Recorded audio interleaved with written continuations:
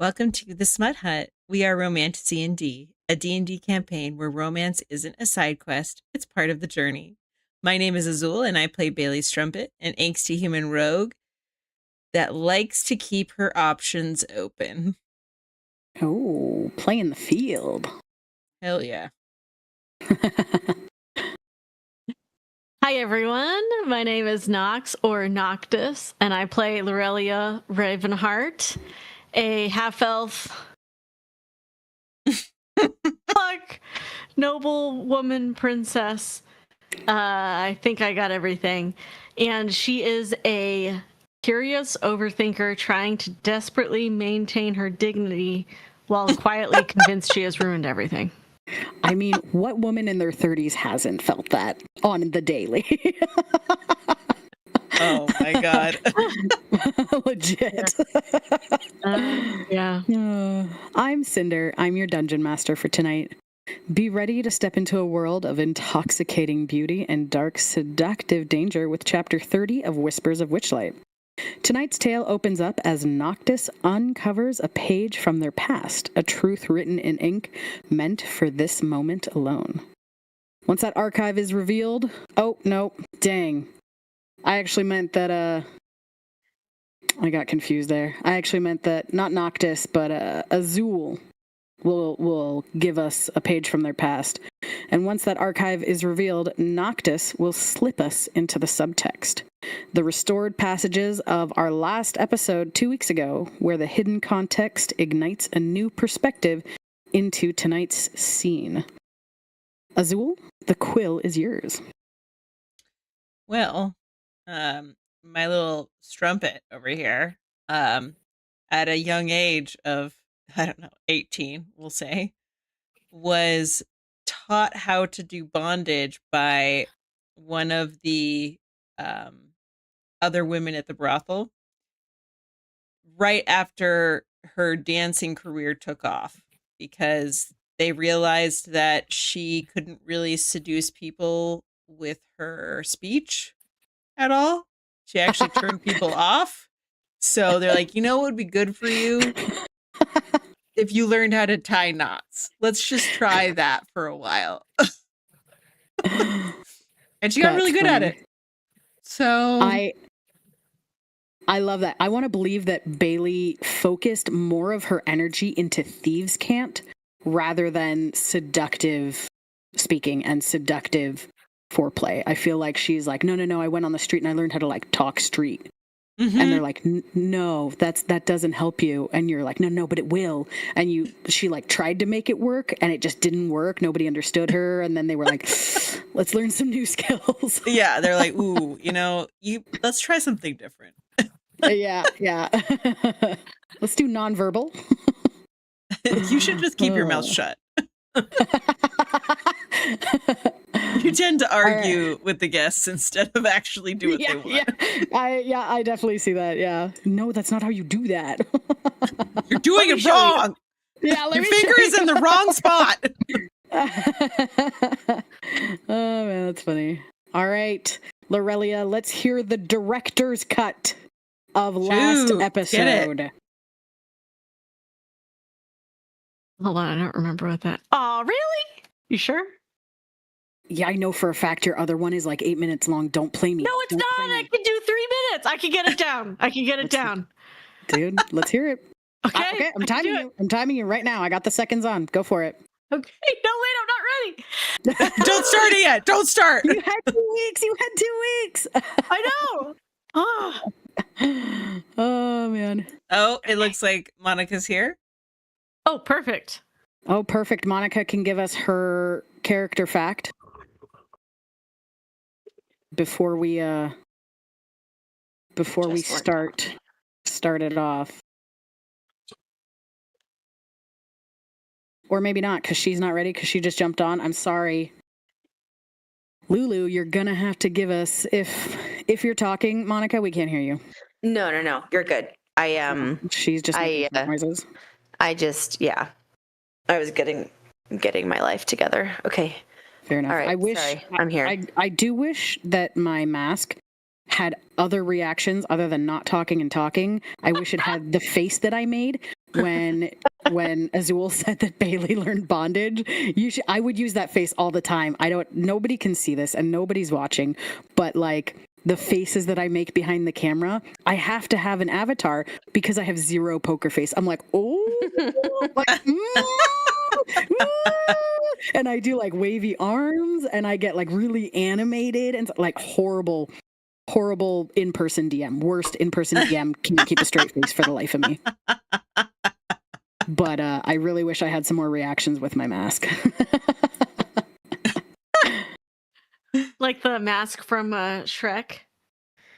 Yeah, well, we tried to do that. We tried to do that on here a little while ago, but the technology was just above me to learn along with everything else. Maybe in the future, but I don't think I'm interested in putting stickers on my face every time I want to DM. Mm-hmm. That's fair. Yeah, I wish I had like little reaction buttons, but that's it. What is that? Reaction buttons? They're a thing that doesn't exist that I don't know about. No. That I just Sorry, made up what and would just make came $1 million. from Huh. Is anybody ready with their character fact or I'm Yes. ready for my subtext, but you ready for your close up? I don't know Yes. if Monica wants to go first. I'll go Monica, first. for it. Character fact. Okay. Madalena at one point was self-conscious, and I feel like this was not meant to be like a point from my own life. This is completely fiction. The crossover does happen quite often, though. But at one point, Madalena was self-conscious about her glasses, which I wear. And she, for like a week, didn't wear them. And she was like failing all of her papers because she refused to wear her glasses. She couldn't see anything. She couldn't read her enchantment books, nothing. And then, finally Merlin was like, I don't know what you're doing, but you need to put your glasses back on. Malls. That was it. That was her week without, being kind of semi-blind. I love it. Why does that feel like you? I know it does seem like it's me, but I never didn't not wear my glasses. That was not a thing. I didn't really get made fun of for wearing glasses either. So it wasn't really something that bothered me. Until I got married. Mm-hmm. Yeah, and then my husband made fun of me for wearing glasses. You like me wearing glasses. You little kinky librarian fetish man, you. All right, Noctis. Okay, here we go. Get it. Hold on, I'm hiding this. I am praying to Mephistopheles that this swamp will end. Surely even an archdevil has standards, but this place has none. Not only am I covered in mud, the humidity is killing me, and the smell. The smell. It reminds me of that awful tea that Bailey concocted for me earlier in this journey. I am clenching my jaw to hide my whimpering because I fear if I do, Bailey will make some nasty comment about me being a princess and having a tantrum, and I will not hear the end of it. But is that what's bothering me? No, if I'm being truthful, Eli has been oddly quiet. Too quiet. Was the other night something he didn't expect? Does he feel differently about me? Oh no, I did it wrong. I definitely did it wrong. Perhaps I misunderstood everything. Bards flirt with everyone, right? Maybe I mistook kindness for something else. Maybe I should have said something different. Maybe I smiled too much. Maybe I didn't smile enough. Gods, does he even like redheads? Maybe crocodiles have different courting customs? I know absolutely nothing about crocodile etiquette. Apparently, Mr. Royalty has quite the reputation in Prismere. Wonderful. The bartender practically bowed to him. There was something about bloodlines, and now he could simply walk into towns using his fancy royal title. Excellent. Perhaps he has an entire castle full of beautiful crocodile princesses just waiting for him. Why am I even thinking about crocodile princesses? Why? This is all probably because he realized I'm awkward or inexperienced, or both. Gods, perhaps he just regrets everything. Icing on the cake, I am now physically attached to Bailey with these ridiculous handcuffs she received and didn't bother trying to understand. Bailey insists she's keeping me alive. I insist she's just ruining my life forever. The annoying thing is, she's usually right. Some of the time. Some. Nope. I've gone mad. Blaming it on the tea and the red desert bean deprivation. And now we're in this extremely awkward situation as Quinn is pouring his soul out into this depressing and melancholic backstory. 400 years and can't die after his family burned in a fire? I'm not sure what I would do if I lost everyone I've loved, except look for answers. Quinn lost the people he loved. Father was taken from me. Different stories, different grief. Funny how heartbreak always sounds the same. If Father were here, he would know exactly what to say. It's probably best for me to stay silent for now. For some reason, Eli is now whispering to Quinn. How weird. Not like I care or anything. They're probably talking about me. Nah, they're not talking about me. They're definitely talking about me. Gods, I hope they're not talking about me. It's not like he made any promises or claimed me or, well, you all know what he did. We are not thinking about that right now. Oh my God. For some reason, we are now going with Mr. Royalty's plan of being in a merry band performing in the Soggy Court. Also, what a grossly accurate name for this place, because I could say whatever I want here, and I don't have to be diplomatic. I fucking hate it here. All we need is some good old Lulu diplomacy. I'm sure the star can aid our cause with the Hourglass Coven, especially he can get himself off the bounty list. We don't need Eli. Nope, we don't need him. Why is he walking so far ahead? He used to walk beside me. I missed that already. As we approach these rocks on our way to the Soggy Court, Bailey strikes again, the fun sucker. She insists that she's protecting me. I know she's preventing me from making important diplomatic relations with the local merfolk. She calls them monsters. I call them misunderstood. Potato, padildo. And of course, merrow. Wonderful. Bailey throws us into the water. Shocker. I'm still attached to her like some ridiculous royal accessory. Eli still won't tell me what he's thinking, and now the very unexpectedly unsexy fish people want to kill us. It's perfect, honestly. Merrow, I understand. Monsters make sense. Eli's feelings? I got nothing. Nothing! Mephi, please let me freeze something. Ice makes infinitely more sense than feelings. I love how you're so much more into Eli now that he's a freaking crocodile man. Oh, man. That was good. Oh, boy. How was I? What was the time? You were at like 5-6 minutes. I was not! You were. 3.5! Maybe no, dude. 2. You started at 27 and it is now like, it was like 31:50 by the time you finished. So don't even. You think I don't know you. Oh, man. So you guys were last. Let me get you there.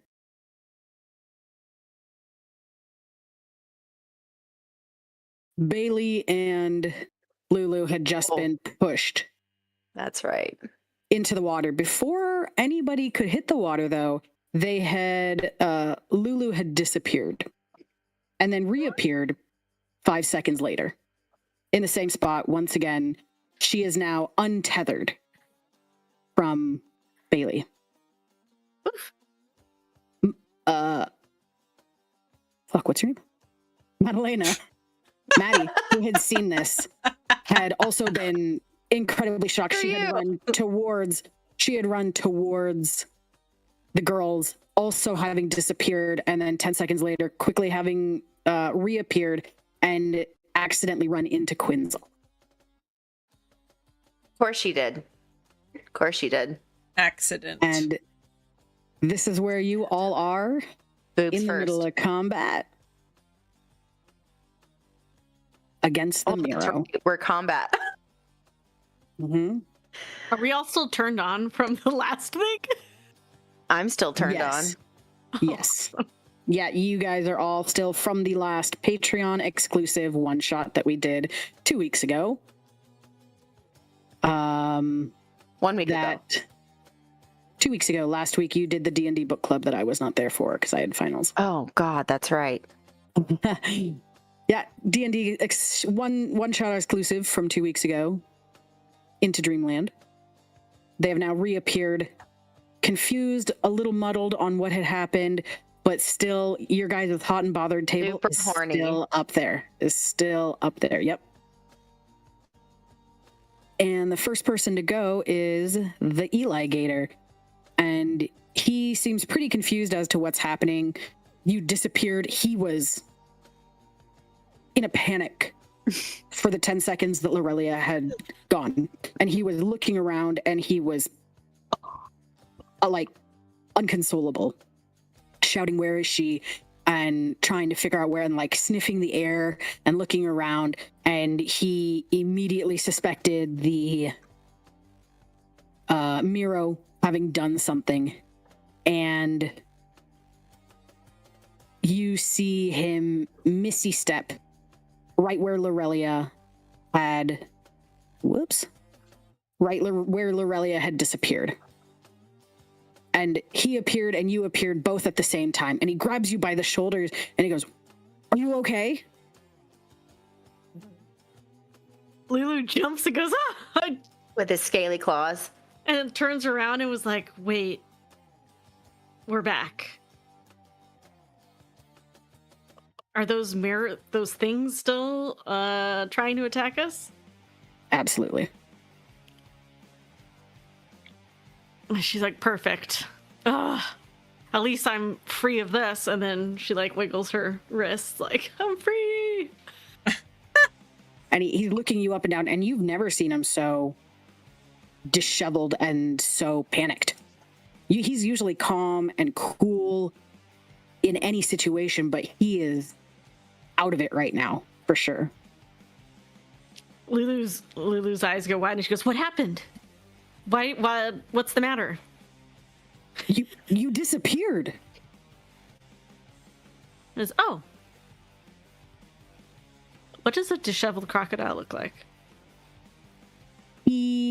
His eyes are wide open. He seems crazed. He's no longer speaking in his languid, cool attitude. He seems panicked. He's breathing faster, and he's gripping onto you quite harshly. She goes, I'm okay. You can let me go. And I think we have bigger fish to fry right now." It's freaking fun. He tilts his head down, and you can see the panic leave his eyes and anger come in there as he looks at you, and then he looks just to the left of you, and over your shoulder he can see the merrow. And a bellow leaves his throat as he takes you and puts you behind him, so he switches places with you. And that's his turn. Next is your turn, Lulu. Why was that so funny? Was that the sound or what? Oh wait, no, I can do this. Let me see. It was the sound. Because it sounds like farts. I really try.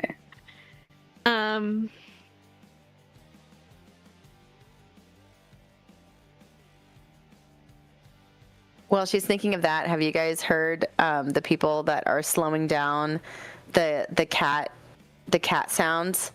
Like when cats are like talking or like making their sound, and then they slow it down and it sounds like evil laughs. Like it literally sounds, it is so funny. It is funny. That's terrifying.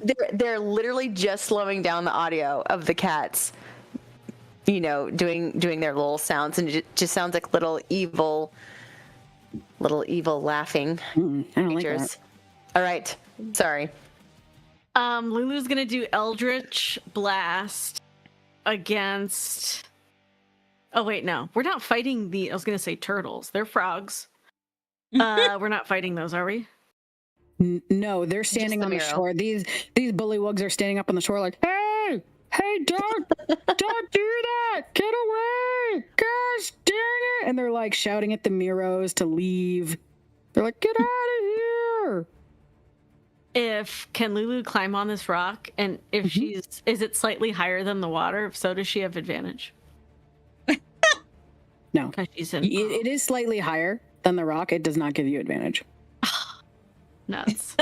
This is not the high ground you're looking for. I've got the high ground. If this was lava and this merrow was half burnt, I would absolutely give you advantage just for Star Wars references, but not today. Would have been great. Not today, Satan. Man. Okay, she's gonna step out around from Eli, and she's like, "Who's gonna protect you?" And then she's gonna do Eldritch Blast against this merrow right here. Let me see. I want to see if I could do it with this thingy. How do I do? Yeah, can you make them selectable, the merrows? Yeah. They are selectable. We can't select them. And delectable. Why can't you select them? Maybe they're below this, like, foggy layer? Oh, for fuck's sakes. Oh, I can select. I can select them. What button do you press? You just click it? You just click it, yeah. Yeah, with a T for target. Oh. Well, the T key, okay. I think. I got it. Really need to make a combat cheat sheet for us. All right, so now... Oops. I'm gonna put that I passed my turn. I didn't mean to do that. I'm going to do Eldritch Blast. Oops. Did it do it? No, it did it, but I don't know to the right one. Shit. Okay. Did it? Oh, there you go. I had selected it. I put it back on your turn. Go ahead and try again. Okay. Music's epic.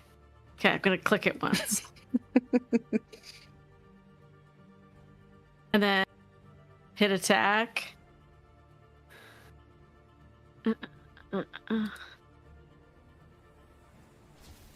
Shit. Woo! Sweet. It made the sound, but it didn't do the animation. I saw Yes, the it did. animation. Oh, it did? Yeah. Sick. It took me so long to do that. That's so cool. It sounded like it was sizzling bacon over here, making some fish sticks. Fish dicks. Dang.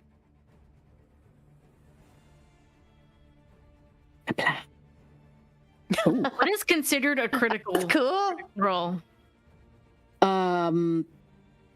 I mean, yeah, I guess that'd be a crit. 19 or 20, right? I think for Eldritch Blast, I think it's just 20. I think you'd have to have a feature to make your crits 19 or 20. I don't think you currently have that one, unless you prove me wrong in your character sheet, which you should know by heart. I don't think I have it. You hit this merrow with an Eldritch Blast, and it's like... And the other one's like, Kevin! And he starts swimming over harder. That's my boyfriend. And this one's just making incomprehensible sounds. He's officially brain dead. He's like sizzling. Everybody can smell burnt fish in the air. Oh. Ew. As all of this is happening, Maddie, you had fallen into Quinn's arms when you had popped back up, and he's now holding you, and you're very close to him, and he looks at you and he looks surprised, and then your faces are awfully close. You're near touching his nose. And he goes, It won't happen. shit. And he throws his hands up and stops touching you and make a Constitution saving throw, or an acrobatics, because he accidentally drops you in the water. God damn That it. sucks. What an idiot. We're in the middle of combat and he wants me to be con Constitution or dexterity? I would say maybe acrobatics, not Constitution. I'd say maybe acrobatics. Okay. How well can you save yourself from falling in the water? Pretty well. Ooh, you fall back and you only step backwards onto this other stone here. And he goes, sorry. And he steps forward and he like grabs onto you again, even though you've already steadied yourself. He goes, I'm so sorry. And then he like takes his hand back as if he's burnt you. Like you burnt him. And he's like, sorry. And then Maddie just looks at him and she's like, stop touching me then if you are sorry. Keep your hands to yourself. And he like makes this like ooh face, and then he like rubs the back of his neck and he like tries to get the tension out of his shoulders. He goes, sorry. You just trying to reach out for me. Okay, just stop.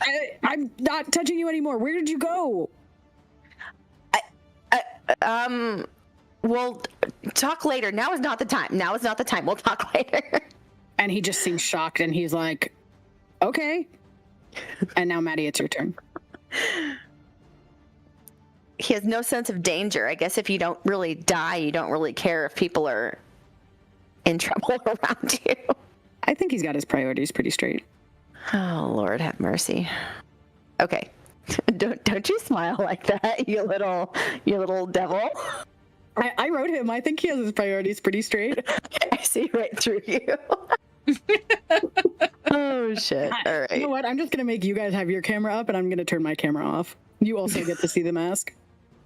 I can't do this with you guys looking at me. Oh, man.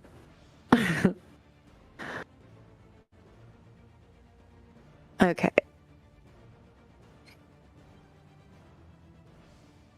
Okay. Maddie is going to do... Why is it doing that?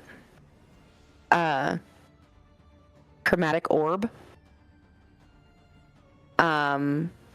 At this little...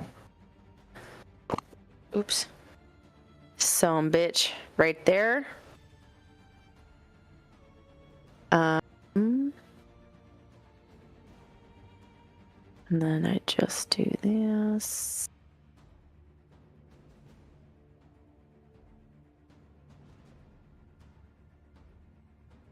Did it hit?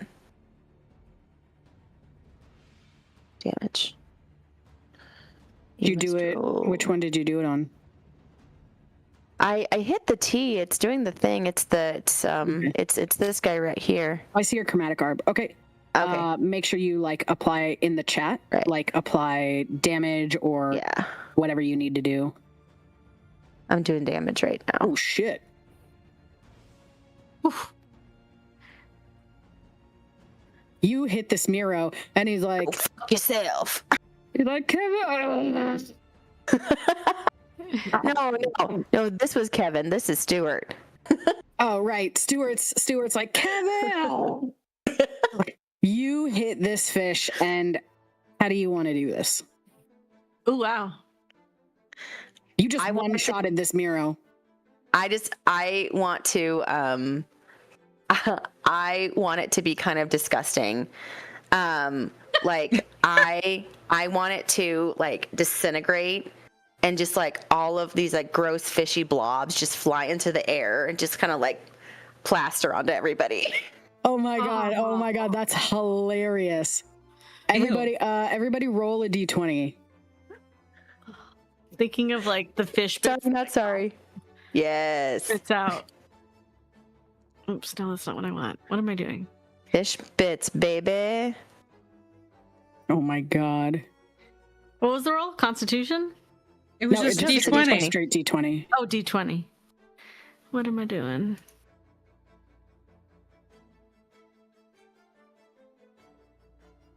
Maddie, you got a 15. Bailey, you got a 6. Yeah. And Lily, you got an 8. Oh, shit.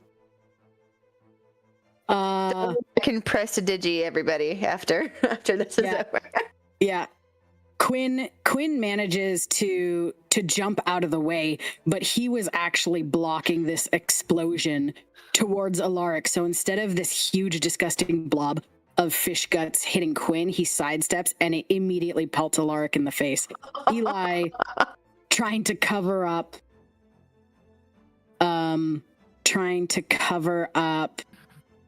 Lulu and Bailey. He sticks both of his arms out, but he forgets how tall he is, and he only gets your upper face. The rest of your body gets covered in fish guts. Like, just your face is blocked. Yeah, from your boobs down, just absolutely covered in fish guts. That's funny.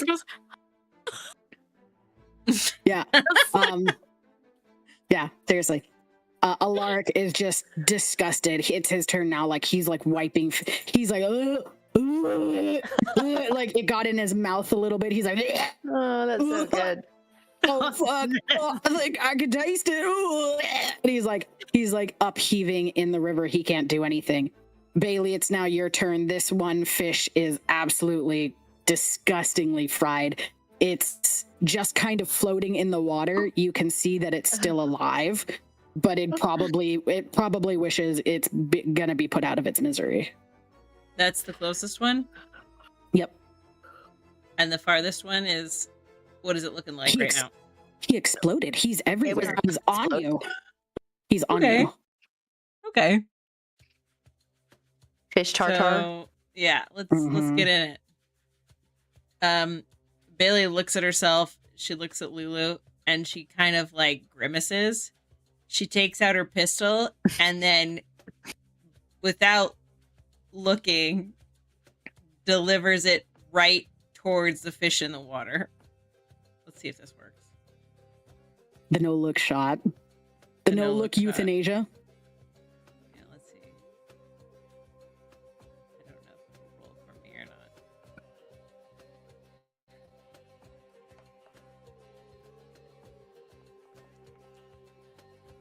Nice.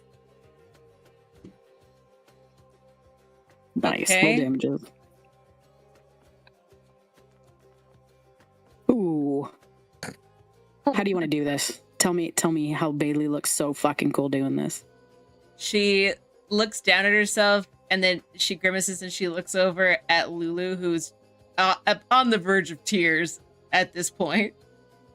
And she just kind of like a pirate, like Jack Sparrow would. She just kind of like takes it out of her belt, and then she just points and shoots it towards the towards the merrow, and she turns her head slowly in the pistol smoke, the gun smoke, as it clears, and the merrow slowly sinks.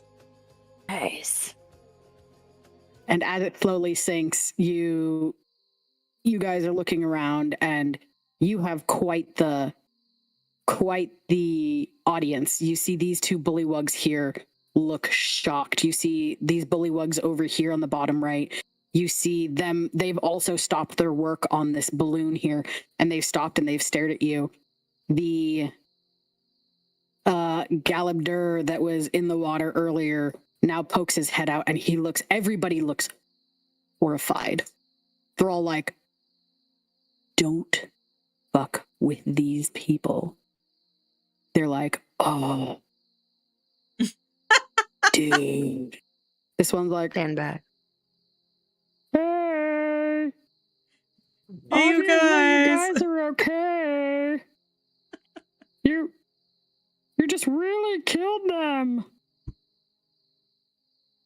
That was very gratuitous.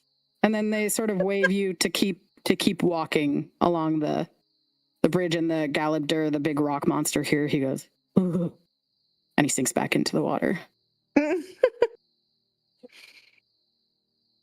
He's definitely glad he didn't pick a fight with you guys.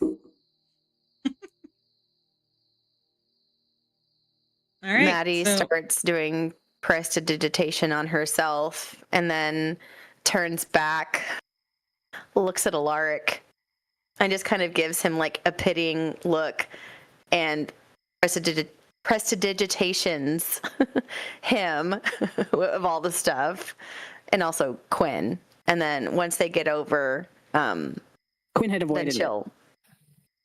Oh, he did. That son of a bitch. He was like, ha ha. Yeah, that's right. Alaric got all of it. So yeah, Quinn gets shamed. Yeah. And then she's gonna keep walking across the little rock pathway there, and then she's gonna help Bailey, Lulu, and Eli with their muck. So as we walk forward, Bailey takes her gun and like shoos Lulu to walk to shore. Lulu goes, ah! She's like holding up. I think she's in pants, right? She's just the bottom of her shirt, like kind of hopped to the land. Like, I just hate it here so much. Just absolutely done.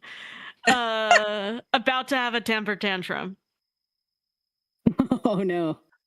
The bullywugs look at you and they're like, oh, you're all clean now. That's nice. Oh, you wouldn't want to go to the king looking like or smelling like that. That's good. And you can see Alaric go like, I can still take it.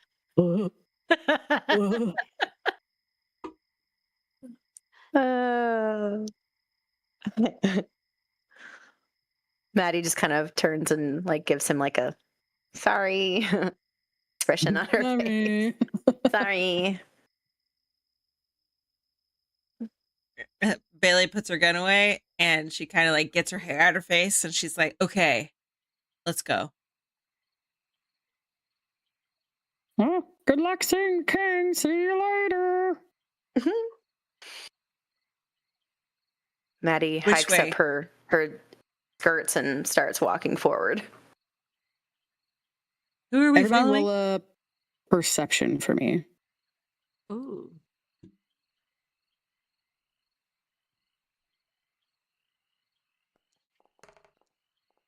Oh, shit. Fuck. Dang. You are Blind.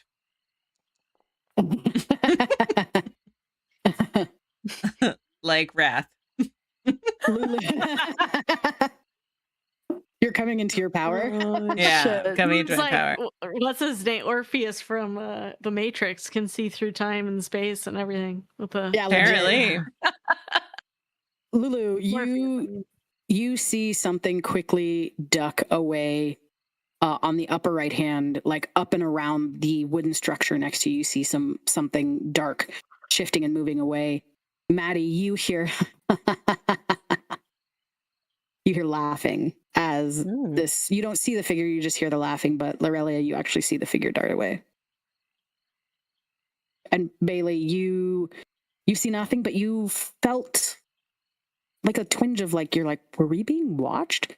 Well, yeah, by all those bullywugs, but something else.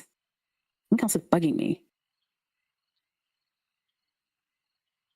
Maddie turns to the girls and says, "Did you hear that laughing? Was that laughing? What was that?" It was like, there's something over there, and then points to the side where she saw the dark figure. Bailey goes, hey, Quinn, go check it out. She like points over there. She's like, can you do that? Why would I go into the dark, scary? Haven't you ever seen horror plays? Those end horribly for the people who go alone and check on weird noises. Why would I ask you specifically to do that? You can't think of a reason? Maddie's watching this and she like crosses her arms over her chest and just kind of like stares at him like, really? Really what? Really, you now think that you know my secret, that I'm some sort of sacrificial lamb? And this is probably the reason why I didn't fucking tell anybody? Because this happens? You know how much that fucking hurts to die? I really am not volunteering for myself again, especially when I have zero magic or guns or giant staffs. And he points at all three of you. Maddie just looks at him and she just gets exasperated. She goes, fine.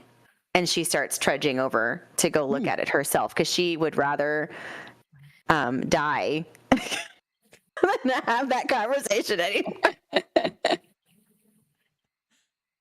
So, like on the far side of this little wooden platform thing, you saw it over here. Is where it darted behind, but it clearly went behind and around the building. Was it over here, Lulu? Where did it go? Lulu I just heard laughing. To I can't do it. to this, to the side. Oh my gosh. She goes, it's this over map here. is driving And the guys are following crazy. you, not closely, but they're following us. like right. Yeah, they're following you guys. They're not staying back or anything like that, except for Quinn. Oh wait, can I could just do the find familiar. She's Sure. already gone. Have Crow do it for us. Oh, I don't see anything, you guys. You don't see anything. However, Madalena, you do come up on. As you guys go around this building, this wooden structure stands on stilts above the lake. It's topped by a steep conical roof made of thatch. Smoke curls up from a hole in its apex. Its windows are blacked out, and the air carries the smell of burnt wood. A clothesline attached to one corner of the building exterior is hung with a variety of frayed patchwork garments. What kind of garments? There's there's granny panties hanging from this thing. There's aprons, there's towels, there's ripped pieces of old clothing. A weird amount of granny panties. Bailey's looking at this and she puts her hands on her hip. She goes, I think the hag lives here. What you do see is the clothesline go, because the fog is so thick, you see it come out, but you don't see it go straight out of the hut. You see it curve up at a very steep angle.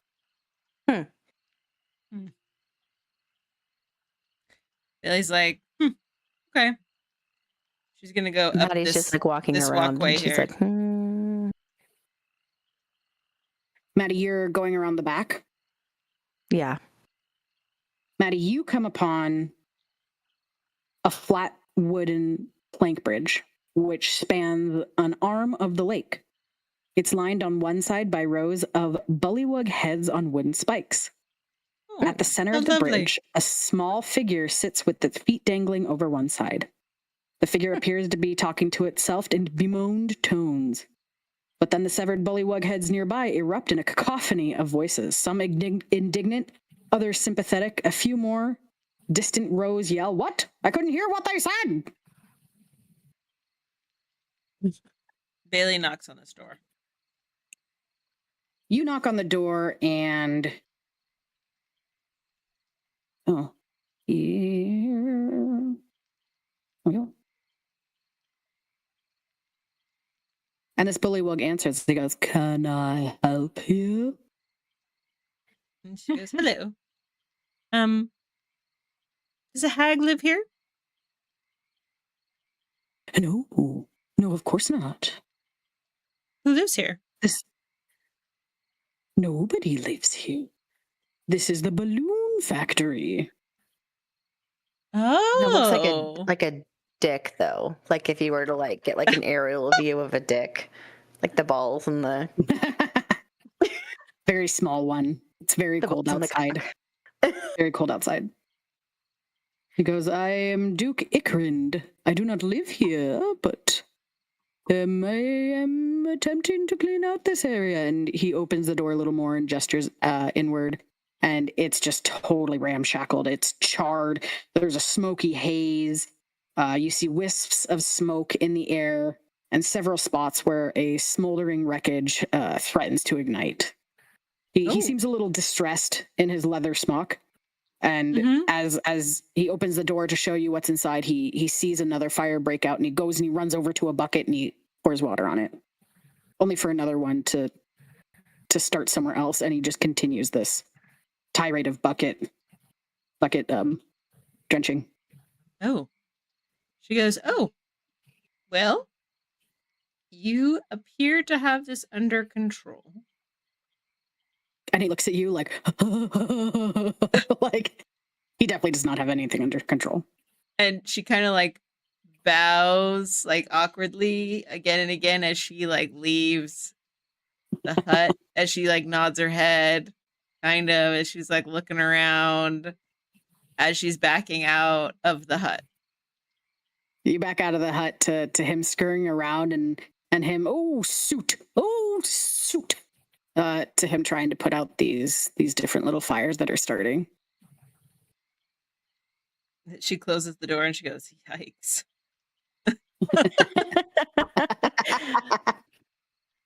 And Maddie goes to join go. Lulu. Lulu's like, did you find out the mystery of the granny panties? Yes, you don't want to know. She's like, okay. I'm not going to Yeah. argue with that. Surprisingly. Yeah, you don't. Surprising. Shocker. Maddie's gonna walk forward onto this little wooden plank thing, and she's gonna turn toward the heads on the pikes and say, "Hi,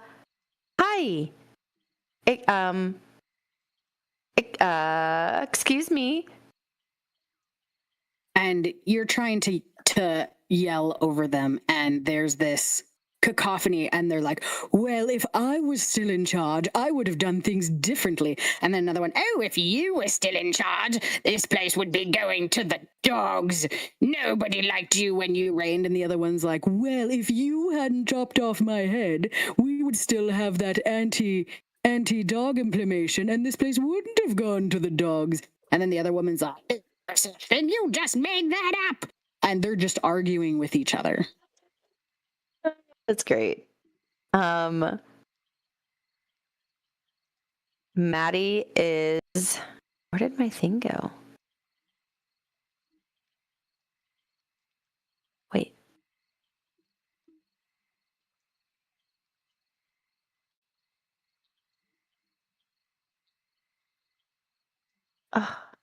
Wait, what? What?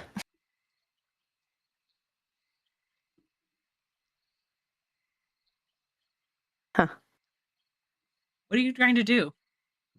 I was gonna try to do something cool. What?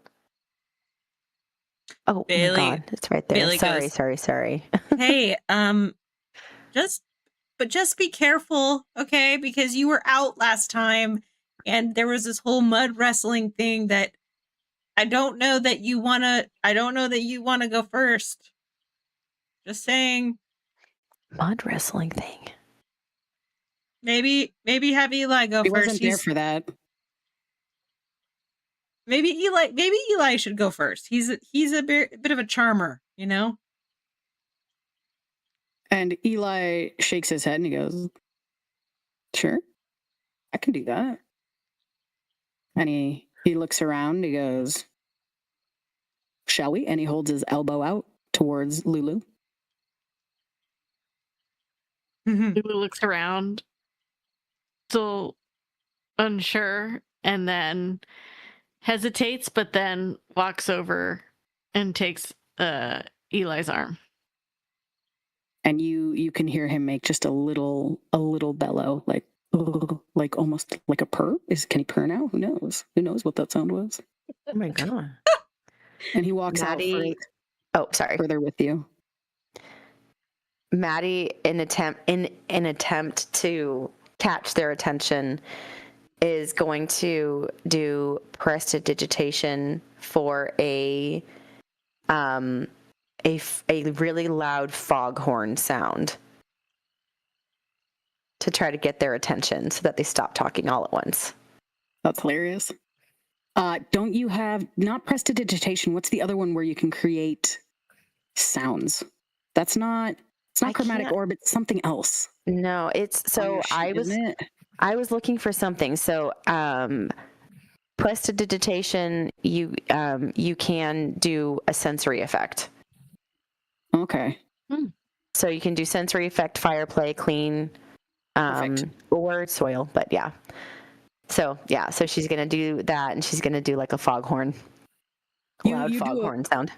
You do a foghorn, and Lorelia and Eli are in the middle of this bridge, and it's like, brrr, huge foghorn. I don't have the foghorn sound. You caught me at the one thing I wasn't prepared for. I don't have. Come on, DM. You gotta be ready for everything. Well, it goes off and everybody's kind of shocked into place, and all the heads on the sticks are like, one is like, good heavens, that's loud, and the other one's like, rude. We were having a conversation and you just interrupted. Oh, look, people. Hello. Maddie clears her throat and she goes, I'm sorry. I was trying to get your attention, but no one was listening to me. So see, that's your problem. You never listen. You've never listened. You didn't listen to your court, and that's why everything went to the dogs. And the other one's like, oh, please, this again. Maddie starts clearing her throat and goes, okay. We needed some guidance.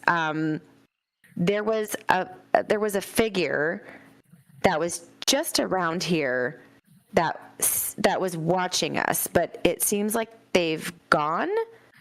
But they were kind of like laughing as they were leaving this area. Did you guys see anything suspicious like that? Did we see anything suspicious? They all turned to the one in the middle. Did you see anything suspicious? And this one has no eyeballs. He goes, ha ha ha, very funny. Always making jokes on the blind guy. And they're all like, they all start cackling and laughing. Maddie goes, so that's a no? Nobody saw anything? I mean, if you, the only people that we've ever hangs out with us are ourselves and perhaps the little chatterbox. What's his name? Oh, you never remembered anybody's name. You're just so self-involved. You couldn't remember any courtiers' names. That's why they lopped off your head. Lopped off my head. Maddie goes, so there was somebody. Oh, yes. Yes, of course. He's always sitting here. What's his name? Flabber Flim? Flim Flam. Yes, Flim Flam. His name's not Flim Flam. It's Charles. No, it's not Charles. Charles was the king that you beheaded before you. Ah, yes, he just trotted away recently, didn't he? I'm sorry. Are you okay? So, this person sitting over here on this side. This is the person. No. That you're referring to? Yes, you see on the very far side. You see a very short, small-statured shape with their feet dangling over the edge. Okay. Maddie turns back to the what am I trying to say? Bullywug. Bullywugs. The Bollywood wogs. Bollywood wogs. That's the last one. He goes, hey, pretty lady, pretty lady. I was not expecting that. Why was that so good? Like that. That's as far as I'm going to go before we get canceled. Oh, God, that was great. Sorry. Maddie turns to the bullywugs and says, thank you, gentlemen, as you were. And then she just keeps walking Gentlemen, past. I'm a lady. You're less of a lady than I am. And they just start arguing again. And they're screaming about murdering each other and how, well, if they're screaming about how the new king is a nincompoop, but not as much of a nincompoop as the person before them. And you're kind of getting little bits like that. So Bailey puts her arm out in front of Quinn and Alaric to stop them from getting on the bridge. And she goes, oh, no. I would hate for you guys to get injured or heaven forbid die. So I'm going to go first because we're all mortal here. And I'm just going to go ahead of you to protect you. Because there's no sense in any of us dying today. So I'm going to go with my pistol, my one pistol, ahead of you to save you. So just follow me, okay? Just stay behind me. I'll protect you. And she starts to waltz down this bridge here. You waltz down, and Alaric goes, I always got your back, bae. And Quinn slaps him on the chest and goes, you're fucking looking at her ass, man. And he goes, oh, that's what I said. She wants to walk in front. She can do so all she wants. And Alaric starts to follow you, and Quinn just looks around like, why am I the asshole here? And like, he opens up his vest, and all he's wearing is a pants and vest. That's all he has. With like zero like armor on and anything. That's all he, like, his nipples are super hard. He's like a little like sweaty, his hair is damp. Like, he looks like he's trudged through the mud in really thin slippers and performer pants and a vest. Does he still have his chains on though? Quinn doesn't have chains. Yes, he does. No, he does not. Quinn has he's part of the gold chain gang. He's not part of the gold chain gang. He had like his little chain belts and little cross chain situation when we were at the carnival. They're like, he has some bracelets, he has like some necklace, he has woven jewelry. Like, he has hippie jewelry on. I swear, we talked about him having chains on, but I think it might have been a situation. Chains. Harley's part of the gold chain gang, not Quinn. Yes, I know Harley is. And whips excite I me. think there was a scene while we were at the carnival where he had chains across his chest and he was freaking out. Wasn't it the snowman thing? It could have been the snowman thing, but the he had chains. Yes. No, he had chains on. He was not a snowman yet. Oh man, get me that clip, get me that YouTube clip, and I'll redact it. I'll put some chains on him, but pretty sure I never had chains on him. Okay. I don't remember.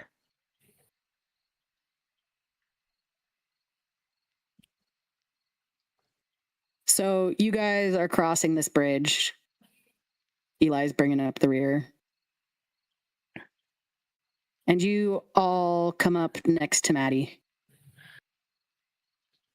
And Maddie, you're standing behind this figure is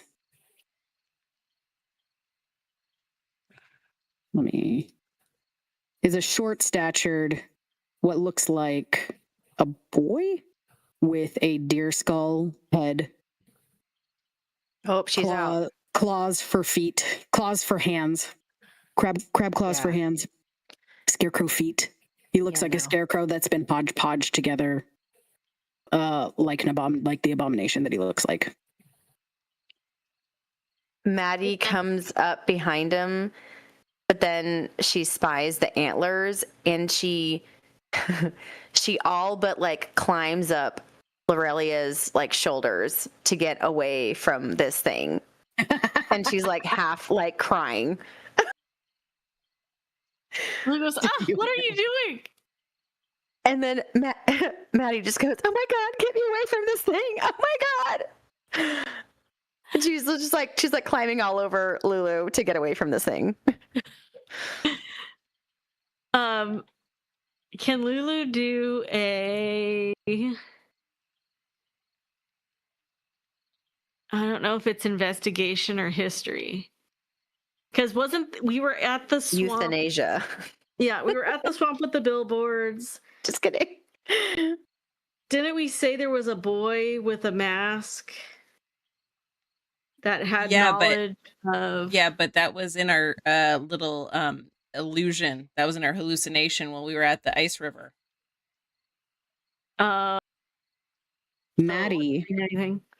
Maddie had heard rumors of a kid who was very chatty, who would know the location of the star at the bar when you guys were at the inn at the end of the road.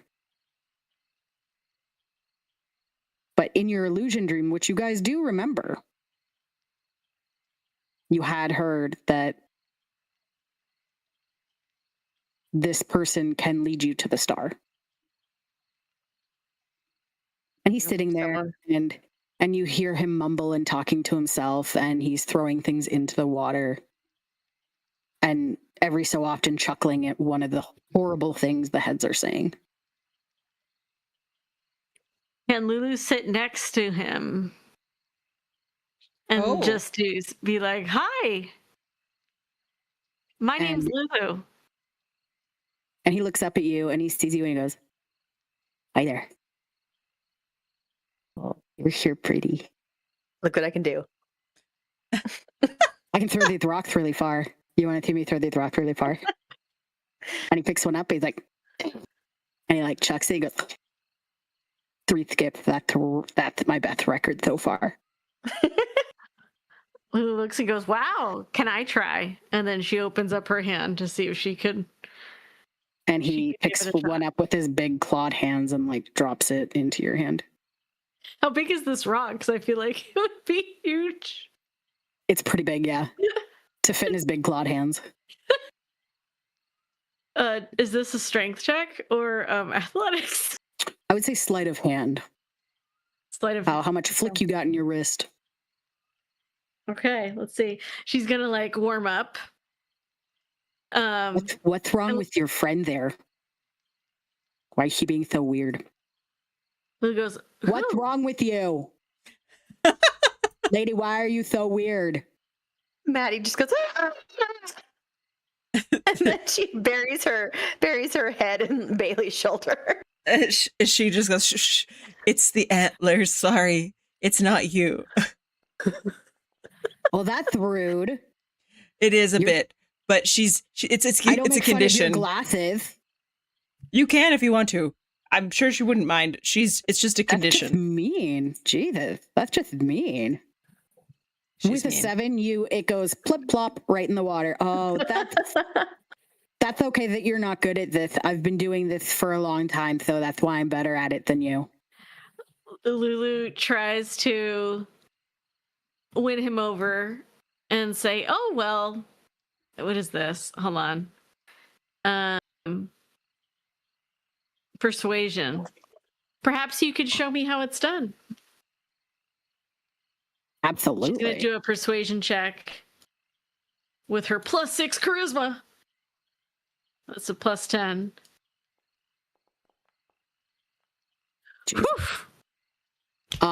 He's excited to teach you something new. He like gets up and he squats behind you and he what's that movie Ghost with the pottery wheel, but with trying to throw this rock, but he's small and his big clammy crab claws are on your wrist and it just doesn't feel nice and the whole experience is just horrible. And he's excited because you get 2 skips this time. He goes, "That's much better. You're doing a great job." And he like plops right back down next to you. That was good. Keep practicing. So Bailey's studying this guy. The voice. Are there lips under this mask? Like, is this a headdress or his actual head? It's his actual head. You see his scarecrow body and you see straw poking out from his shirt. And there is nothing in this skull mask. The lisp is almost an echo in the skull. And are the claws functional? Yes, they are opening and closing to grab things like the stones that he's throwing. Does he smell?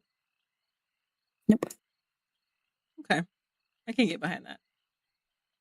Bailey goes, "What's your name?" My name's Clapperclaw. What's your name? Oh, I like that name. Well, recently, Yeah, it was Clapperclaw. It was Clapperclaw. No. You definitely said Charles from down here. No. You're right. You can't hear anything. The heads chime in. Bailey goes, "I've recently taken up the name." What was it that I had him call me? Danger? No. Oh, diplomacy.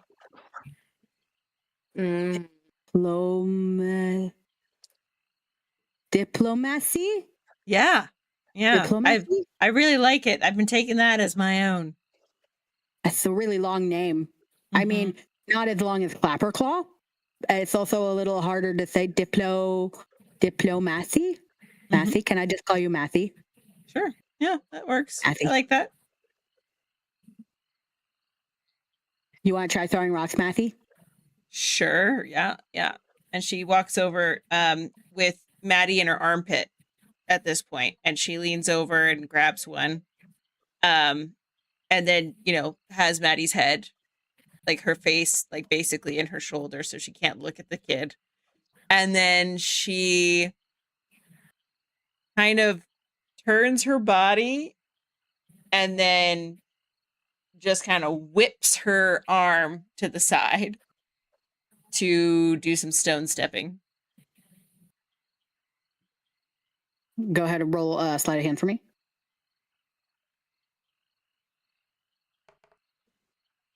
Fuck my life.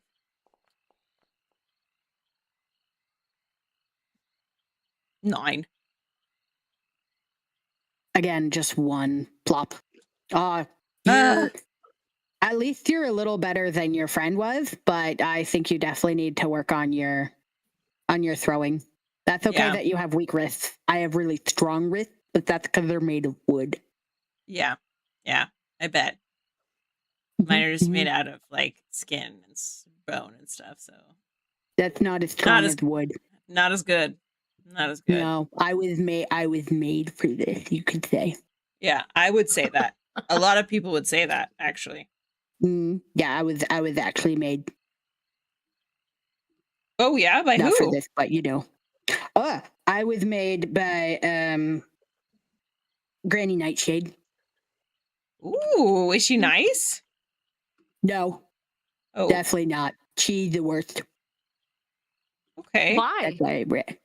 Well, I mean, she does really bad things, and she takes children and she enslaves them, and she poisons people with candy, and she's a hag. She's just, I mean, she's the worst. Not as bad as Bevlorna, but I try and stay away from Bevlorna. At least she doesn't, what was it? Hunt me down like the dog I am, I believe is the word that she used. Bailey just can't stop herself. She's like, sorry. And you see Alaric look at you like, dude, what the fuck? And she's like, I just wasn't expecting that. Maddie doesn't look at him. She keeps her face in Bailey's shoulder. But she goes, I'm so sorry, that's horrible that they said that to you. I mean, I'm kind of used to it. At least nobody's kicking me anymore. That's kind of nice. I like to sit here and listen to them argue. Can Lulu pull out the flyer that she's had and goes, I'm wondering if you would be willing to help us. We're looking for this gentleman because we actually would like to look into this hag situation. You want to look for Will? Oh, is that his name? It says it right here on the poster. It says Will of the Feywild on the poster that you just gave me. No. I didn't mean that one. Sorry. I accidentally clicked on the wrong thing. Lulu goes, no, I'm sorry. I was meaning to show you this one. And then she... Oh, I see. I see what you're doing here now. I see, and he looks around at all of you. He goes, I see what you want. And as he looks around at all of you, he sees Luna at the end. He goes, hey, you're like me. Yeah, you. And Luna, you see Luna bob back and forth a little bit. He goes, yeah, you're like me, aren't you? That's weird that you're there, though, and not, like, somewhere else. That's weird, though. What are you doing out here? And you see Luna swish a bit. You go, oh, you're following her? And he points to Bailey. You attach yourself to her? Why? You don't know why? That's a dumb reason to follow somebody. It's not a dumb reason. She just wanted to be with me. Oh no, he says he feels an inexplicable pull towards you when you were standing on top of him. You were standing on top of him? No, Ew. no, Oh. no. There was a bridge. No, you there was a definitely bridge. stood on top of him. Yeah, that's what he said. No. Yeah. Uh-huh. Oh, so you're just okay. You're just gonna follow her until something happened. But oh, you got a memory back? You remember her? That's weird. You shouldn't be remembering people. You only remember her name, Bailey's but you looking know her name. Bailey's looking back and forth, like trying to follow the conversation. Uh-huh. That's weird. No, that I did not have a similar experience. No, I was dead. I died of starvation. I remember that. Being hungry. I'm still hungry. And I woke up in this body. From Granny Nightshade. Yep. But then I escaped her horrible clutches and I went across the border. The star took me across the border here. Yeah. And yeah. Oh no, you can only get across the border with his help. He's the only one who knows. No, I cannot do that anymore. No, I don't have $5. Why do you need five coins? That's weird. I'm not giving you. I don't have that. No, I don't. You give me 5 coins. No, my skull is not stupid. Thank you. Whoa. I picked it out from a nice pile all by myself.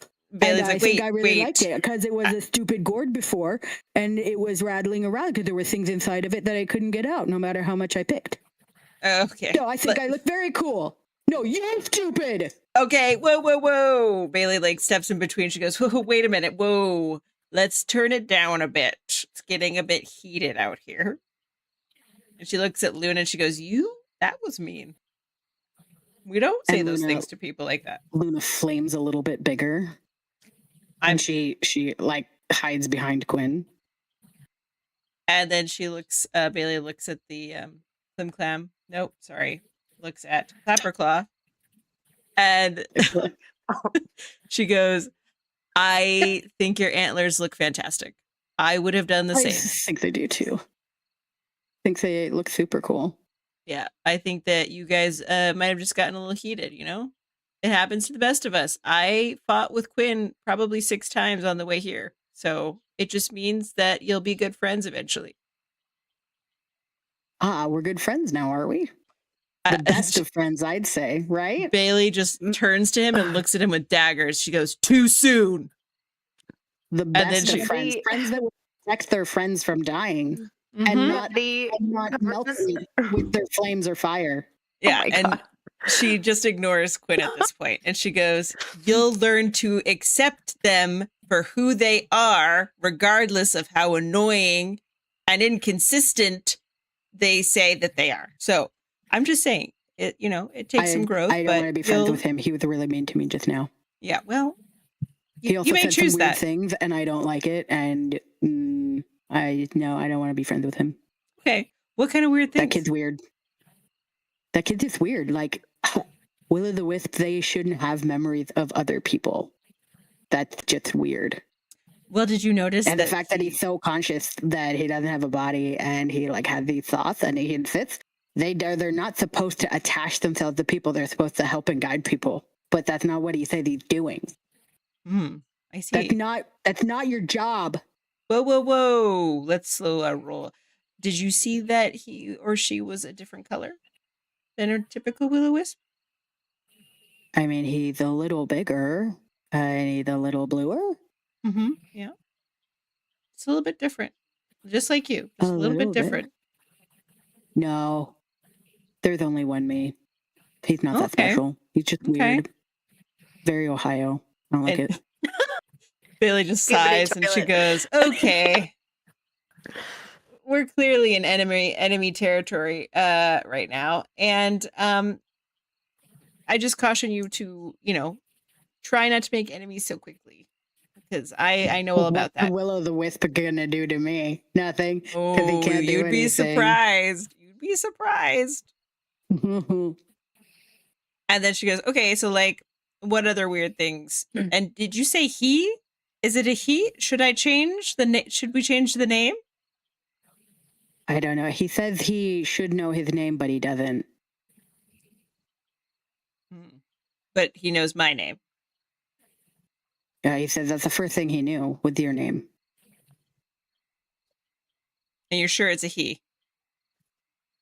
He sounds like a he, but then again, he could be a she. I don't know. He doesn't have any balls, but then again, I don't have any balls.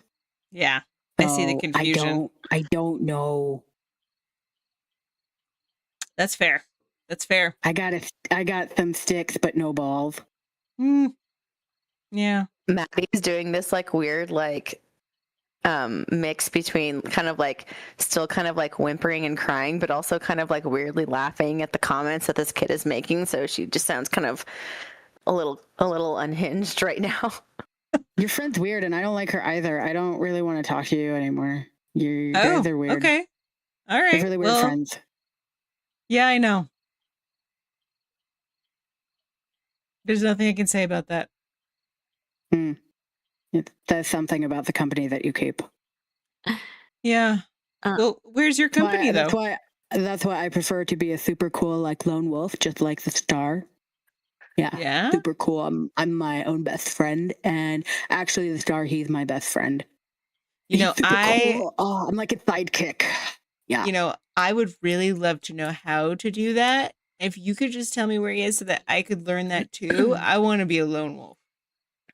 I can teach you how to be a lone wolf because I'm super cool like that. And he like puffs up his chest a little bit. You can learn from the best. But if you learn from the best, I want to learn from the best. Oh, and well, I mean, he is pretty cool, but I'm up there with him, you know. Yeah, but he's the best. You just said. You just said he's the best. Well, yeah, nobody can be as cool as him. Okay, well then I need to know just to be as cool as him. I guess, but you're definitely not here to ask how to be cool because you got a gun and you're already pretty cool. I'm guessing you want the star information to get to thither. I'm not stupid. That's what everybody asks me. Maddie turns around and she keeps her eyes closed and she goes, you know what? We're gonna give you the credit that you deserve because it seems like you're a very astute young man and yeah, you're absolutely right. We would love information on the whereabouts of the star so that we can bring order to the chaos here and please don't hurt me. And then she turns back around. She loses courage. 6'7". 6'7". What? I'm 67. You're 67 years old? I'm 67 years old. I've been around here for 67 years. Okay, but how long? You must know a lot. I do know a lot. So you know how badly everyone needs the hags to not be around anymore. Ooh, no, I don't mess with hags. Thank you very much. Nope, no, thank you. No, not you. Nope. I am very scared of the hags, and so should you be. They are very scary ladies. We Scary are enough to take the souls of innocent children and put them in bodies, and then make them do horrible things. So, no, thank you. Yeah, no, I agree with you. Look, man, I can help you get to the star. If you are on the down low and you are on the easy, which, talking to you, you guys, not so much. He looks back at Alaric and Quinn. You guys, probably not so much. She's pretty cool, and she's rather, she looks like, points at Bailey and says, like, she's rather cool. And he points at Lulu and she's just pretty. I'll help you guys out. Them, I don't want to help out. And you're weird. You're very Ohio. I don't like anything that you're doing. The fact that you're not looking at me, that's just rude. Maddie goes, you know what? I'm not even upset. And this is, you know what? Just, I don't know anymore. And then she like turns around and she just goes to stand by the guys because she can't handle anymore. And she's just gonna let the girls take the lead. The biggest guy would be Eli. Eli's like nearly 8 feet tall. Oh boy. Well, she'd rather be standing by Eli than looking at this thing. So you hide behind Eli, and he seems like a little freaked out at that. And he's like, "What? Where do I?" Okay, he just shoves his hands in his pockets. And Quinn has taken up poking the heads with sticks, seeing if he can lodge them off the pikes, and they're like screaming at him. And Bailey just kind of sighs and goes, "Okay, well, where to, Capitan?" Oh, I can set up a meeting for you. So you don't find him. He finds you. Okay. And I can pass that information along for a price. What are we talking about price? Like, give me some options. What do you got? It's the rule of reciprocity. Not everybody follows it, but I still do, and so does he. Okay. Okay. What do you guys want to... You guys just want to get to hither? Just have him help you get to hither? Or thither? Hither. Yes. Yeah. Thither? Yeah, and then maybe, we have a couple questions that we'd like to ask him about some things we've seen. See if he has Like some what? answers. Like I what? don't know. Just some people that have been in the swamp that we kind of have some questions about. Oh, like who? The hags. Oh, what kind of questions do you have for him for the hags? Well, are you going to tell me something in return if I tell you what I want to ask him? No. I just like talking to people What about happened stuff. What happened to I could the probably rules? answer your question, though. I mean, I have been here for a long time, and I like to talk to people, and people like to tell me things. Are you going to tell The people star, I can tell you right now that the star, not a big talker. Super cool lone wolf type of dude. And Bailey just kind of like rolls her eyes at this because she just thinks of Harley, and she goes, "If it ends up being Harley, I'm going to be so mad." Oh my god. And she What's just a Harley? She pinches the bridge of her nose and she goes, "Does the star wear decorative gold chains?" What? No. He's super cool. He wears all black. Okay, cool. I was just making sure that he wasn't somebody we've already met. Okay. What? He's not like... He's a super cool guy. I bet. He sounds super cool from what you say. And if he's even half as cool as you, which you've said he is a little cooler than you, we're going to get along great. Heck yeah. I'm sure you are. He'll think you're super cool too, because I think you're super cool. Thanks. Coolness recognizes coolness, you know? Yeah. Bet. This is giving me like big Jimmy Pesto vibes right now. I really love it. I really love it. I was wondering where I got my inspiration from. I love it. That, and he does like a little dance. Yeah. Yeah. She goes, "Okay, what can you tell me about Hourglass Coven?" Oh, you mean the three sisters? I mean, the same thing that everybody else knows around here, but I'd love to give you guys a recap since anybody hardly takes notes anymore. Sure. The Hourglass Coven, it's the three hags that rule Prismere here. Okay. There's Bevlorna, Bevlorna Brightstraw, and she's here and hither. There's Granny Nightshade, and then there's Scabbeth. Scabbeth, the moon girl. But she's in Yon. She's in where? But Yon, like Y-O-N, Yon. She's got some weird sort of performance piece, whatever she does. I don't know. Performative art or something there. I don't want to get there. But you have to have a guide to get to each one of the lands because One, they took it away from Zybilna, who used to be the ruler here. And that's just what I've heard. She was like a super cool queen. And then her sisters, the 3 hags, they did something to her. I don't know what they did because nobody's seen her for a long time. And so now the 3 of them rule Prismeer, and they chopped it up into pieces. Hither, thither, and yon. Yeah. Okay. That's a pretty good recap, actually. We did know that already. Then why would you ask me that? Well, because I was wondering if you had more than that. Well, I don't know. What more do you want? That's who the Hourglass Covenant. They're horrible people.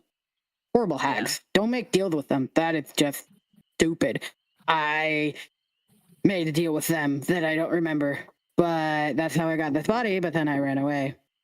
That's why I'm not allowed in hither anymore. Or thither anymore.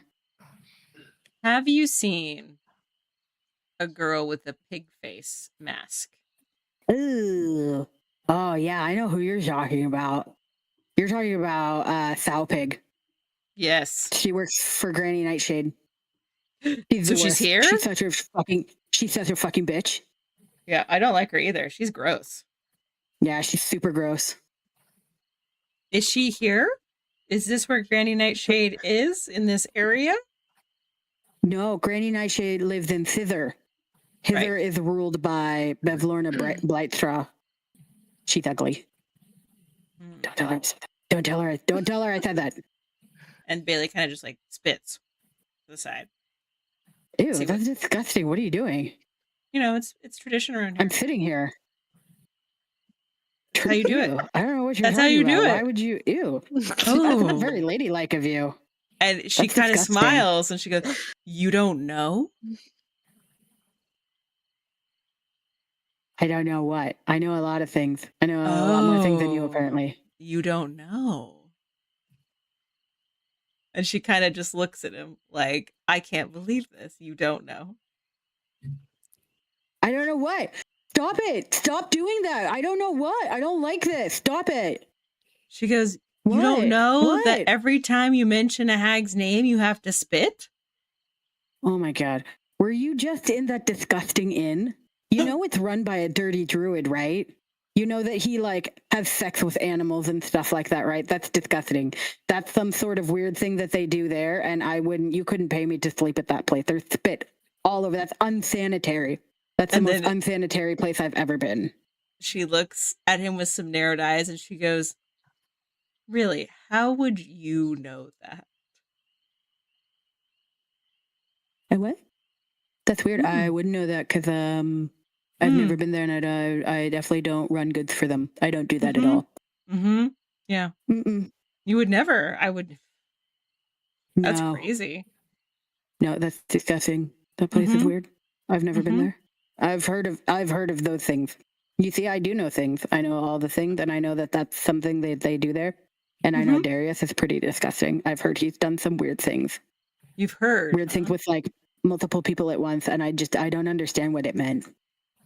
You know, that is gross. Orgers? Yeah, that's gross. You don't want any of that. Orgers there. Yeah. He's a nice guy, though. Orgies. Orgies? Is that what they're called? No, I'm pretty sure they're called orgers. You're absolutely right. They told me I'm not allowed. Yeah. And then something about dance swinging. I don't know. I'm not allowed at those parties either. I learned even how to swing dance, and they're still not allowed at the swinger parties. You wouldn't like it. It's not great. It's not a fun time. I'm a really good dancer. Nobody ever wants to hold my claws. They think they're like gross, but they're not. I can't help it. I can't. And she goes, "No, another body like Granny can." No. It has nothing to do with that. It's just the people that go to that are. You wouldn't like it. How would you know unless you've been to it? Do you go to you know how to swing dance? I do not. I do not. Cool stuff there. I get invited, but I don't go. Maddie because I don't like looks the people over there. Eli's shoulder and she was like, "You've been to one?" And he looks down and he goes, "Many." The orger parties that Darius throws are pretty wild. And she Maddie goes, says, I anyway. haven't been to one recently. Not recently, no. No, we don't Not do recently. He like says a little louder towards Lorelia. uh-huh, Haven't done that. uh-huh. Interesting. It just seems like there was one recently, based off of what? Lip clop. Clim clam. Clop. Clap clop. Guys, Clapperclaw. Clim clam. that. It's Clapperclaw. Clapperclaw is saying, but not that I've had any experience at those things. And he And just shakes his head. He goes, "Not recently." Mm-mm. Yeah, I bet. And Bailey just kind of like shakes her head with a smile. No. And you hear Not even Alaric lean tempted. over to Quinn and go, "What the hell's an ogre party?" And Quinn claps him on the shoulders. He goes, "You poor innocent soul." And like Alaric just looks at him confused. He's like, "What the hell do you mean? Just tell me what it is." So, do we have any other questions for Clapperclaw? Clapperclaw. So it was so nice meeting you. It was super nice meeting you, Lorelia. And she scoots a little closer and goes, I guess my question is, what would it take for us to meet this star of yours? Ooh, I mean, you gotta grease What's the my price? palms a little bit. You never told me what you have in your pockets. Never told me what you had in your filthy little pockets. You're filthy little. And then he opens up his pouch and he goes, "I just have straw in mine." And then he closes his pouch. Lulu goes, "Oh, I might have something." And What do you have? she pulls out, oh man.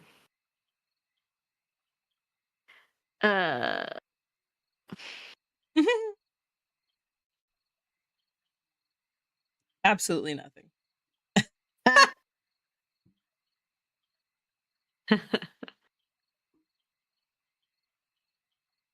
Ooh, okay, so she's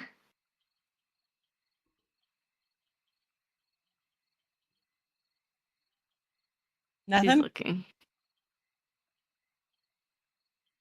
She's gonna pull out an ink pen that looks super fancy. He looks at it and you see his head tilt down a little bit. And she's like, "I know I've written many a thing with this pen, and it's usually gives me quite good luck.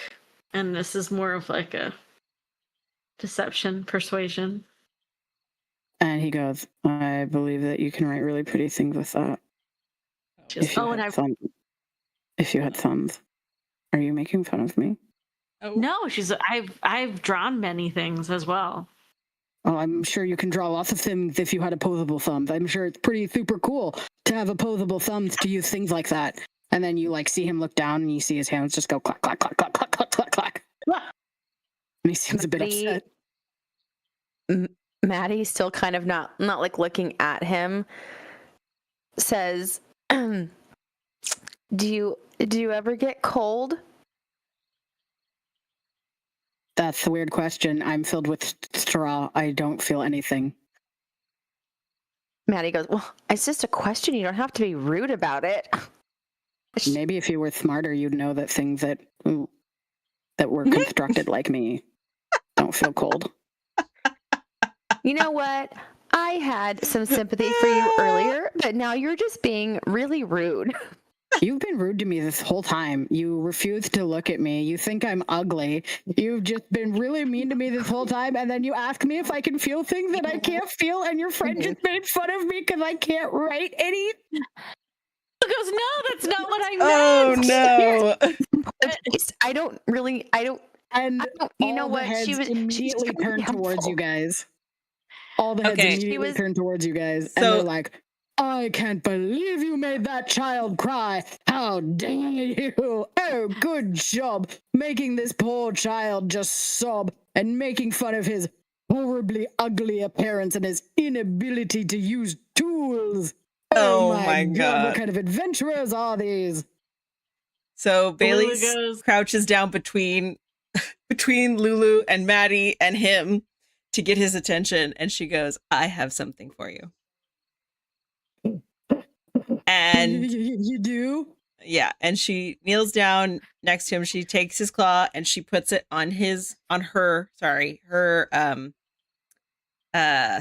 like she's kneeling down. So she rests his claw on her thigh, and she ties the sentient ribbon in a bow around his wrist. Oh, this is super cool. What's it do? She goes, "It just kind of hangs out.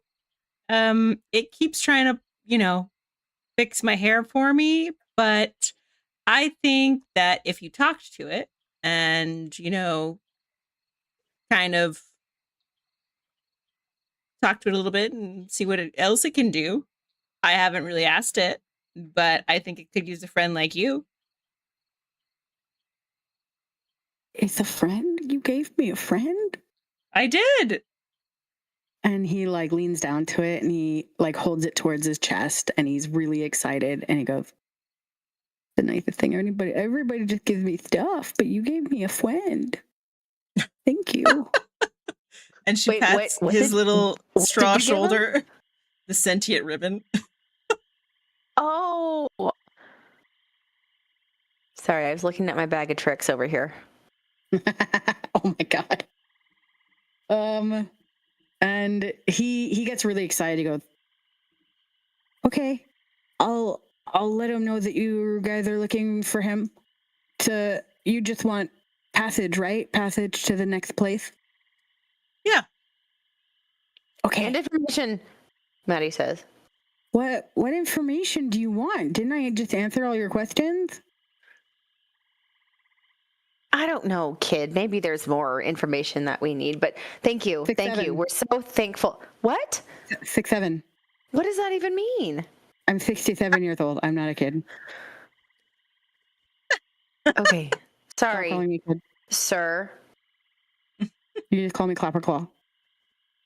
Or Cece. Can I call you Cece People call for me short? Cece. Yeah, you can call me Cece. Okay. What's your name? Madalena. Madalena.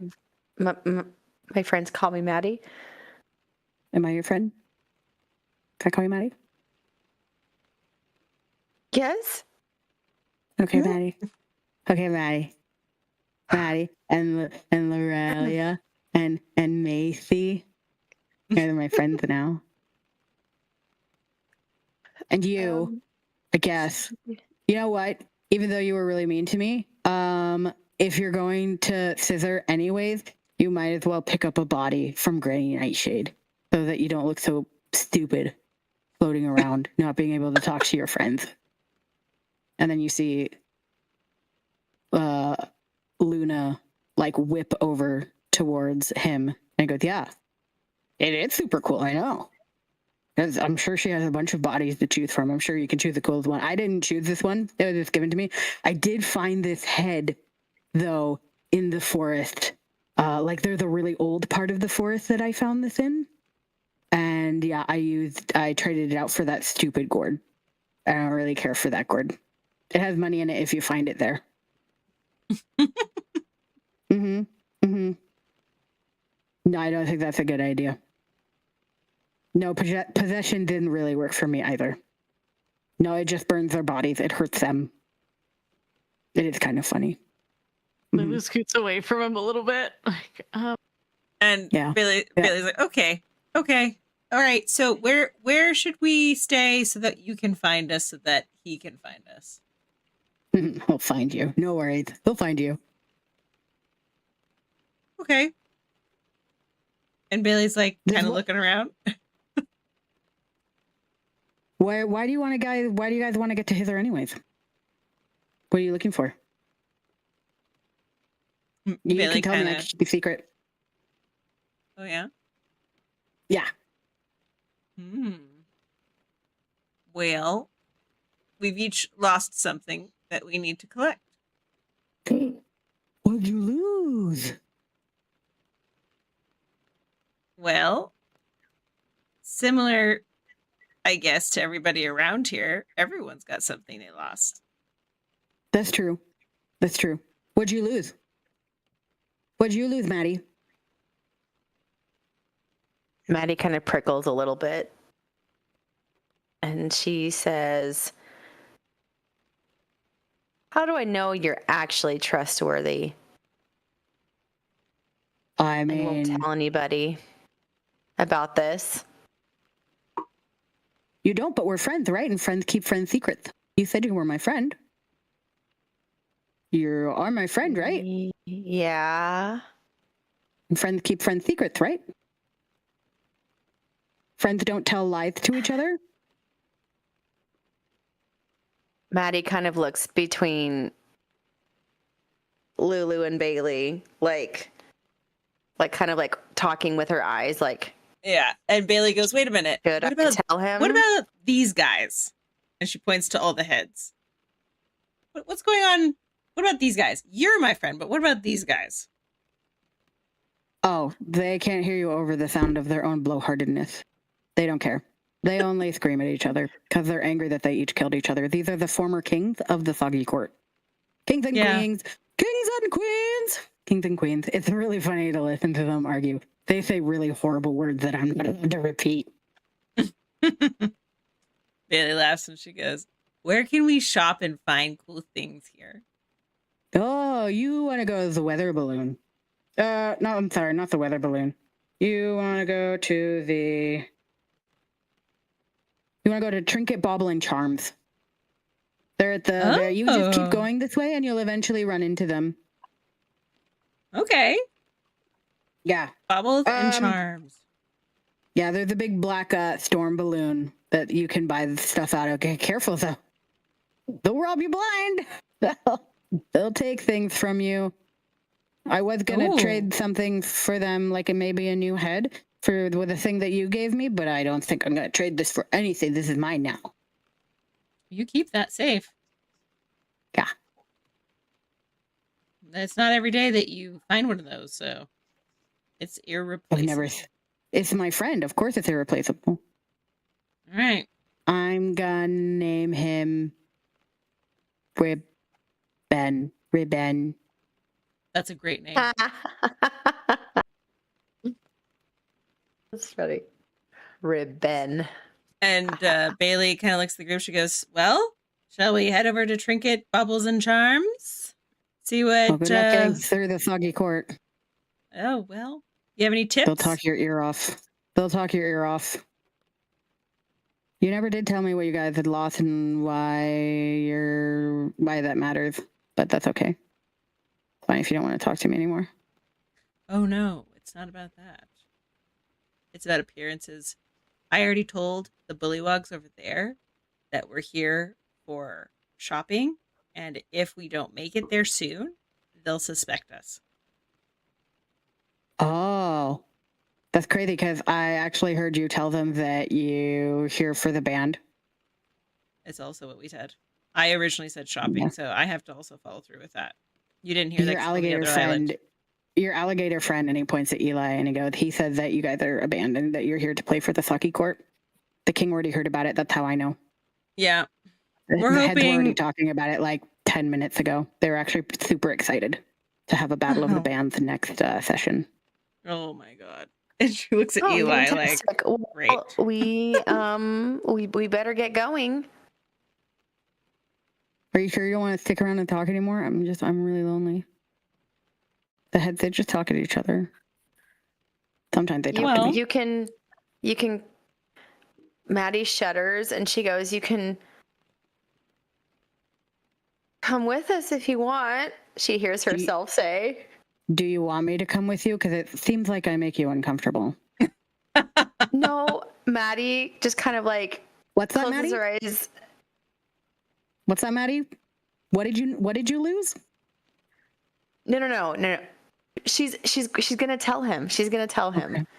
Okay. Maddie said, "It's not necessarily you. I have a crippling fear of reindeer." As if I'm not a reindeer. I'm a scarecrow and I'm wearing a deer skull. Okay, but Those are two completely different species.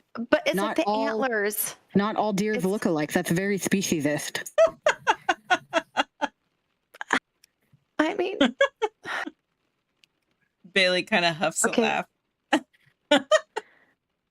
Maddie goes, so you're not a reindeer? You're just a regular deer head? I'm actually a soul trapped in a scarecrow body. This is a deer skull that I found in the woods, deep in the old woods. A deer. Just a regular deer. Yes. Okay. It probably came from like some sort of really cool big deer, because it's so big. Sometimes it falls off my neck. Maddie said, okay, Cece. That kind of makes me feel a little bit better because yeah, I can't do reindeer. Still not a reindeer. I know. That's why I was having such a hard time. Is I thought the skull was a reindeer. Okay. Okay, I have to go now. Oh. And he just stands up. He goes, "Bye, ladies. Bye, friends. See you later." And he stands up and he looks at he like stands and he looks at Luna and he goes, "Oh, okay, good luck with that." And he starts walking away and he like shoulders past Alaric and then he shoulders past Quinn, but Quinn grabs him around the arm and he whispers something to him and he whips back and then he just runs. And Bailey Maddie takes narrows a deep her eyes breath. at Quinn. What? Bailey takes a deep, calming breath at this whole situation.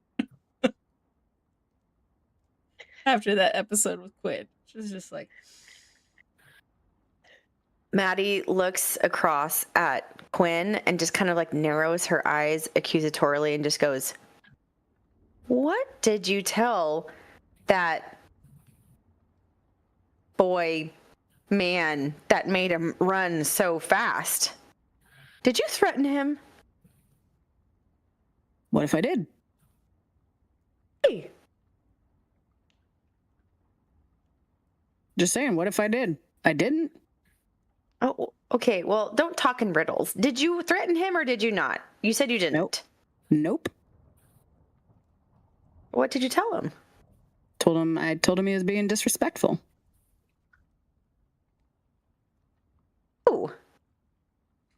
I want to see if he's being deceitful, if he's lying.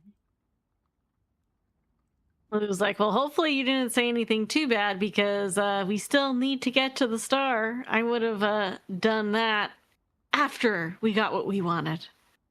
Look, I said it's disrespectful to wear the symbol of the Yellow King. That's all I said to him. What's the symbol? The Yellow King. The deer skull that he's wearing. Does he know that? Everybody here in the land of the Fae know about the Yellow King, yes. Oh. Who's the Yellow King? He's a fairy tale, kind of like the boogeyman. Oh. I bet that kid thought he was pretty cool wearing that, but I don't think he is. Well, he's going to help us find the star. So, you know. All right. You win some, you lose some, I guess. But I didn't threaten him. Did he say anything back to you? No, but he knows what he's doing. So everybody knows about this Yellow King, you said? Like I said, it's like a Fae fairy tale. It's like the boogeyman. And then you see Eli shake his head at him. Bailey looks over at Eli and cocks her head and she goes, "Why are you shaking your head?" Because that's like a dick thing to say to a kid, you know? You don't, like, it's the boogeyman. He's just a kid. And Quinn was like, he said he was 67 years old. That was not a kid. Yeah. Maddie just looks over and goes, well, I mean, he was acting like a kid, though. Well, that's because he had the soul of a child. He doesn't age anymore, says Eli. Isn't that the same thing, though? He says he's 67, but he's just a kid. Exactly. And then Quinn argues with him, and he's like, well, he wanted to be treated like an adult, so I did. Every kid wants to be treated like an adult, stupid.